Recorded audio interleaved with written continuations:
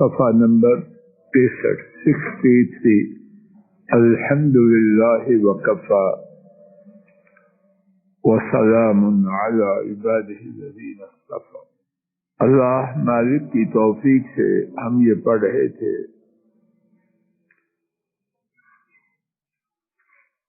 کہ جناب حسن رضی اللہ عنہ جب نبی کریم صلی اللہ علیہ وسلم سجدہ کرتے تو کود کر آپ کی گردن مبارک اور پشت مبارک پر چڑھ جاتی۔ نبی کریم صلی اللہ علیہ وسلم جب سجدہ سے اپنا سر مبارک اٹھاتے تو بڑی شفقت سے حضرت حسن رضی اللہ عنہ کو زمین پر رکھتے تھے۔ یہاں تک بات پڑھی گئی۔ انہوں نے یعنی حضرات صحابہ رضی اللہ عنہم نے عرض کیا، یا رسول اللہ صلی اللہ علیہ وسلم انک تصنع بهذا الغلام شیئا ما رأیناک تصنعه بأحد۔ آپ اس نوعمر بچے کے لیے وہ کچھ کرتے ہیں جو ہم نے آپ کو کسی اور کے ساتھ کرتے ہوئے نہیں دیکھا۔ اس کے ساتھ غیر معمولی شفقت۔ حضرت صلی اللہ علیہ وسلم نے فرمایا انہ ریحانتی من الدنیا، بے شک وہ دنیا میں میری خوشبو ہے۔ ان ابنی ھذا سید، یقیناً میرا یہ بیٹا سردار ہے۔ وعسى الله ان يصلح به بين فئتين من المسلمین، اور شاید کہ اللہ تعالی اس کی وجہ سے مسلمانوں کے دو گروہوں کے درمیان اصلاح فرما دے۔ چنانچہ یہی ہوا۔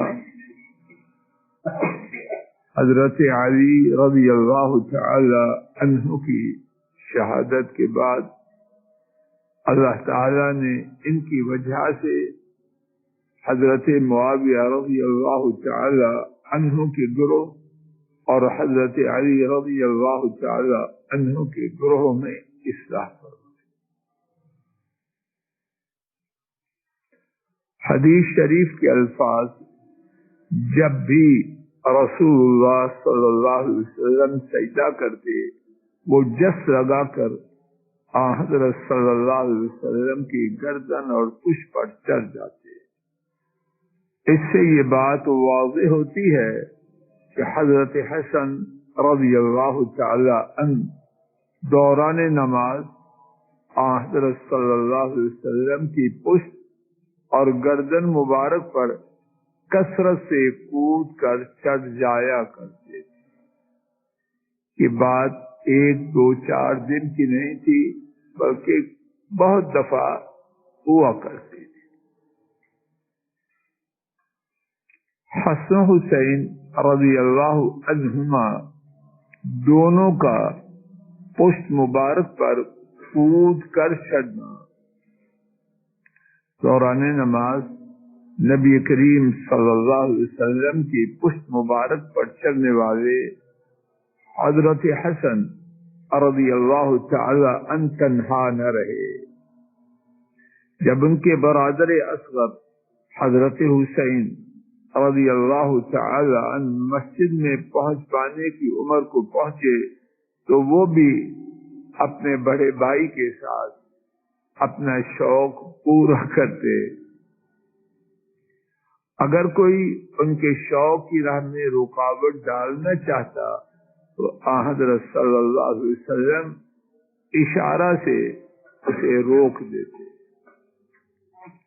امام ابو یعلا نے حضرت عبداللہ بن مسعود رضی اللہ عنہ سے روایت کیا کہ انہوں نے بیان کیا کان رسول اللہ صلی اللہ علیہ وسلم یصلی، اور رسول کریم صلی اللہ علیہ وسلم نماز پڑھا کرتے تھے فَإِذَا سَجَدَ آپ جب سجدہ کرتے وَسَبَ الْحَسَنُ وَالْحُسَيْنُ عَلَى ظَهْرِهِ رضی اللہ تعالی عنہما، تو حسن اور حسین کود کر آپ کی پشت مبارک پر چڑھ جاتے۔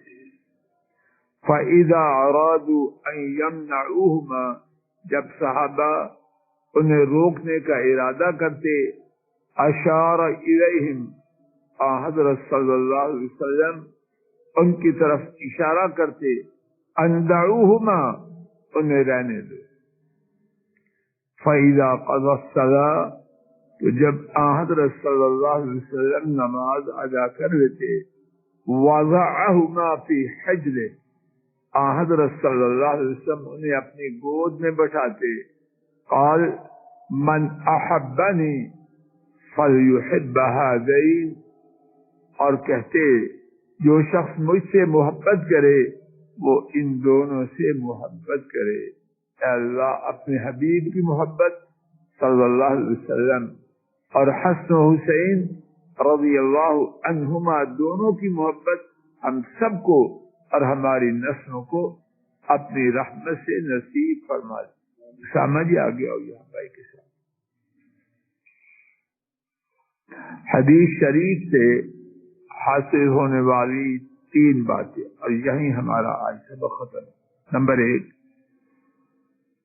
حضرت صلی اللہ علیہ وسلم کی پشت مبارک پر دوران نماز حسن و حسین رضی اللہ عنہما کا سوار ہونا صرف ایک آدھ مرتبہ نہ تھا، بلکہ وہ کثرت سے ایسا کرتے تھے۔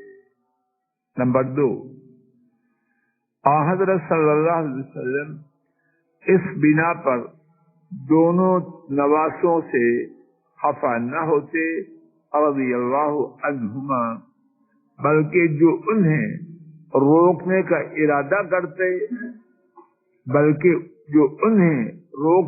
ارادہ کرتا اس کو اشارہ سے منع فرمایا، اور نماز سے فارغ ہونے کے بعد عذراہ شفقت و پیار ان دونوں کو اپنی گود مبارک میں بٹھا دیتے۔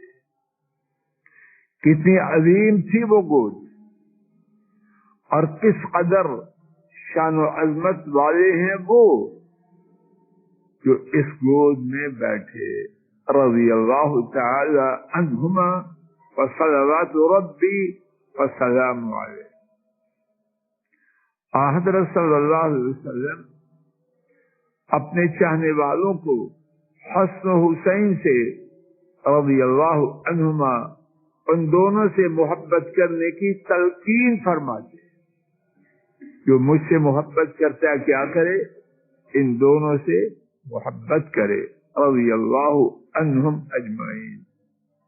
یہاں یہ بات نوٹ کیجئے، اللہ پاک کا ہم پر کتنا کرم ہے۔ اہل بیت کی محبت ہمارا ایمان ہے، اور ہر صحابی کی محبت ہمارا ایمان۔ یہ اللہ کا فضل ہے، کیسی اللہ کی نعمت ہے کہ یہ نہیں معاذ اللہ کچھ کو برا کہیں اور کچھ سے محبت نہ آنا۔ ہماری محبت کی اساس کیا ہے کہ وہ اللہ کے نبی کے صحابہ۔ تو جو صحابی ہے کوئی ہو، اللہ کی فضل و کرم سے اس کی محبت ہمارے ایمان کا حصہ ہے۔ اللہ اسی عظیم الشان عقیدہ پر زندہ رکھے، اسی پر موت آئے اور روز قیامت اسی پر اٹھائے جائیں، اور رب کی یہ نعمت اتنی بڑی ہے کہ ہم اس کا شکر بھی ادا نہیں کر سکتے۔ صلی اللہ تعالی علی خیر خلقہ وعلی آلہ واصحابہ واہل بیتہ واتباعہ الی یوم الدین۔ اے اللہ ہمارے بیماروں کو شفا عطا فرما، اے اللہ ہمارے بیماروں کو شفا عطا فرما، اے اللہ ہمارے بیماروں کو شفا عطا فرما۔ اے اللہ ہمارے گھروں میں جو خواتین، جو مرد، جو بوڑھے، بچے، جوان بیمار ہیں ان تمام کو اپنی رحمت سے شفا عطا فرما، اپنی رحمت سے شفا عطا فرما، اپنی رحمت سے شفا عطا فرما۔ اے اللہ آپ شفا دینے والے ہیں، آپ کے سوا کوئی نہیں۔ اے اللہ آپ شفا دینے والے ہیں، آپ کے سوا کوئی نہیں۔ اے اللہ آپ شفا دینے والے ہیں، آپ کے سوا کوئی نہیں۔ اے اللہ ہماری بیماریوں کو دور فرما، امت کے بیماریوں کو دور فرما، پریشانوں کی پریشانیوں کو دور فرما، دکھیوں کے دکھوں کا مداوع فرما، مظلوموں کی مدد فرما، ظالموں کو ہدایت دے، اور جو ظالم اپنے ظلم پر اٹے ہیں اے اللہ ان کا نام و نشان مٹا۔ اے اللہ بے حیائی کو مٹا، بے حیائی کو مٹا، بے حیائی کو مٹا، ہمارے گھروں سے اس کو دور فرما۔ اے اللہ بے دینی کو مٹا، بے دینی کو مٹا، دین، حیا، شرم، غیرت اے اللہ اس کا دورہ فرما۔ ہمارے ملک پاک میں کتاب و سنت کو جاری و ساری فرما، جو اس کے لیے کوشاں ان کی بھرپور مدد فرما، اور اپنی رحمت سے ہمیں بھی انہی میں شامل فرما۔ اے اللہ جو کتاب و سنت کے دشمن ہیں ان کا نام و نشان مٹا۔ اے اللہ ہمارے ملک پاک کی پورے عالم اسلام کی خیر فرما۔ اے اللہ ان کے دشمنوں کو تباہ و برباد فرما، نیست و نابود فرما، اور پوری انسانیت کے لیے باعث عبرت بنا۔ وصلی اللہ تعالی علی خیر خلقہ وعلى آلہ واصحابہ واہل بیتہ واتباعہ الی یوم